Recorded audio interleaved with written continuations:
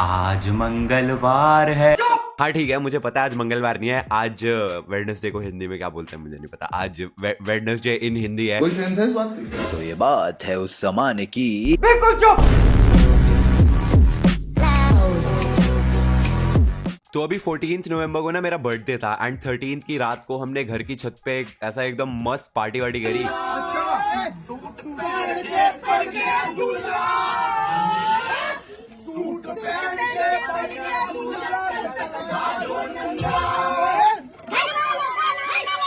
अबे साले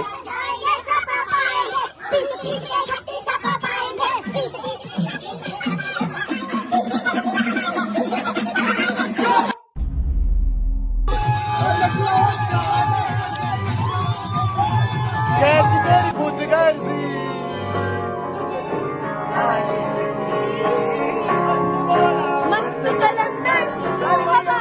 तुमने सुर को काटा, इतने टुकड़ों में बांटा, अब ना रहा तवा और ना रहा आटा।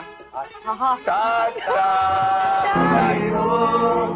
जिंदगी अब तुम ही हो। आग लगा दी, आग लगा दी।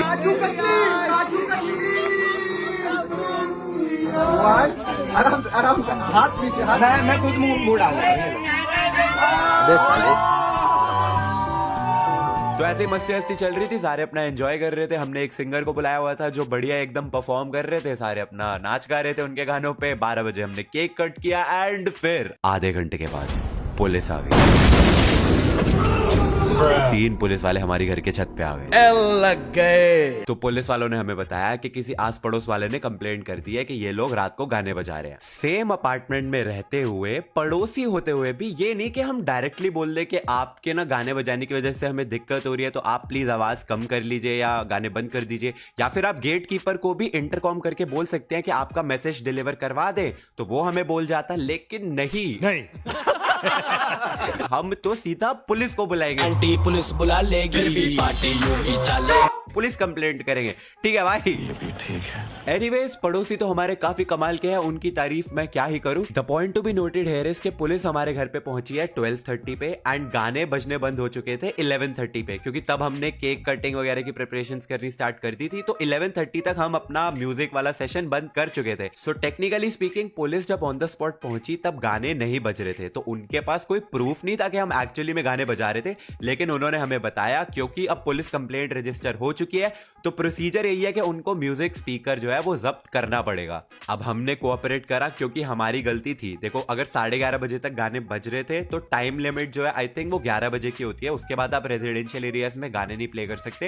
एंड आई थिंक कोविड की वजह से 11 भी नहीं 10 बजे की है टाइम लिमिट, तो वो हमारी गलती थी। हमने एक्सेप्ट करा तो उन्होंने बोला ये प्रोसीजर है, उनको स्पीकर जब्त करना पड़ेगा। सो वी ऑब्लाइज्ड, हमने उनको बोला कि ठीक है आप अपना प्रोसीजर फॉलो करो। हमने नेगोशिएट करने की कोशिश करी लेकिन वो नहीं माने, तो हमने कहा ठीक है फिर आपको जो अब करना है आप वो करिए। तो फिर वो स्पीकर उठा के ले गए। अब स्पीकर तो पुलिस वाले ले गए लेकिन वो स्पीकर हमारा थोड़ी ना था, वो तो था वो जो सिंगर हमने बुलाया हुआ था उसका। अब ये बंदा अलग ही ट्रिप में, ये कह रहा है मेरे को स्पीकर अभी के अभी चाहिए, मेरा किराए का स्पीकर है, मेरा मालिक मेरे को मारेगा, मेरा भाड़ा पड़ जाएगा, ऐसा है वैसा। हम कह रहे हैं अरे भाई रात का 1 बज रहा है, इस वक्त कहां पे जाके तेरा स्पीकर छुड़वाएंगे? कल सुबह होते ही सबसे पहले तेरा स्पीकर उनसे छुड़वा के तेरे घर तक डिलीवर करके जाएंगे और जितना तेरा एक्स्ट्रा किराया भाड़ा जो भी है लगेगा वो हम अपनी तरफ से पे कर देंगे, तू टेंशन फ्री हो जा, तेरे स्पीकर की जिम्मेदारी हमारी। बट नहीं।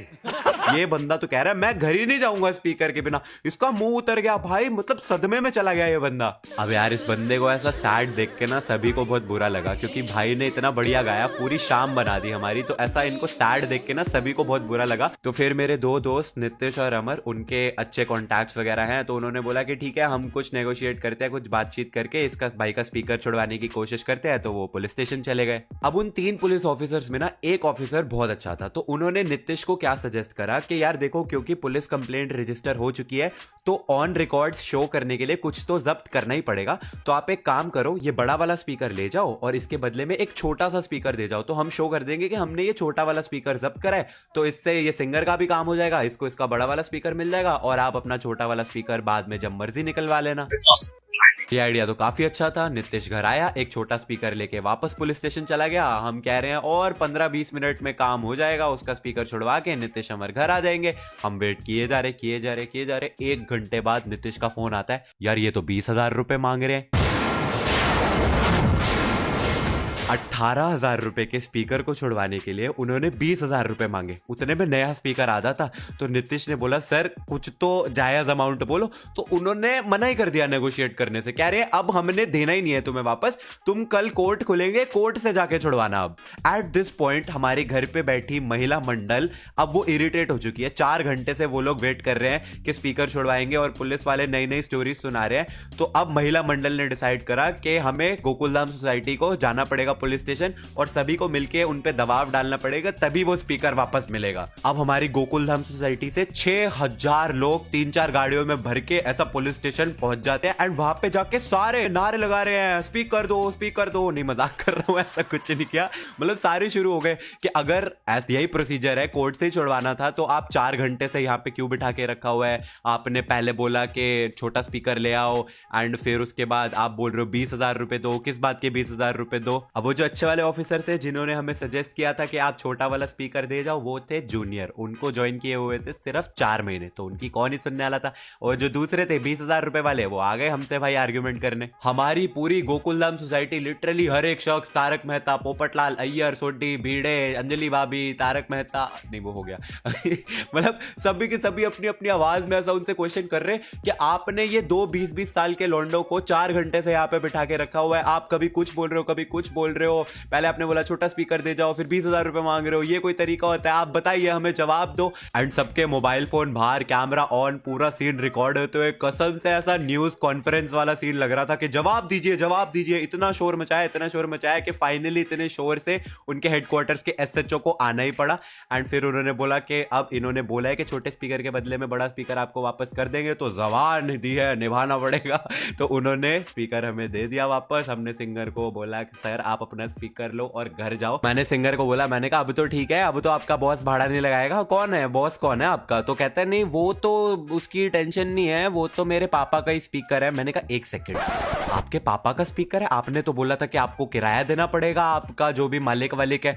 मैंने कहा तो अगर आपके पापा का ही स्पीकर था फिर इतनी डेस्परेशन किस बात की थी भाई? फिर तो हम कल भी कर सकते थे ये काम। खेल गया भाई, पूरी रात खराब कर दी स्पीकर के चक्कर में। सुबह आई थिंक 6:30-7 बजे हम वापस घर पे पहुंचे। 7-7:30 बजे आके मैं सोया हूं एंड उसके बाद मैं उठा हूं 4 बजे। तो मेरा जो पूरा प्लान था कि मैं अपने बर्थडे वाले दिन का एक व्लॉग वगैरह बनाऊंगा, सारा का सारा प्लान मेरा मिट्टी में धर गया। एंड या अब मैं बस ये स्टोरी टाइम वीडियो बना रहा हूं आपको बताने के लिए कि कैसे अपना जन्मदिन मैंने जेल में बिताया। Hopefully you guys must have enjoyed. अगर करा हो तो वीडियो को लाइक कर देना। असी मिलेंगे अगली वीडियो च। Thanks for watching.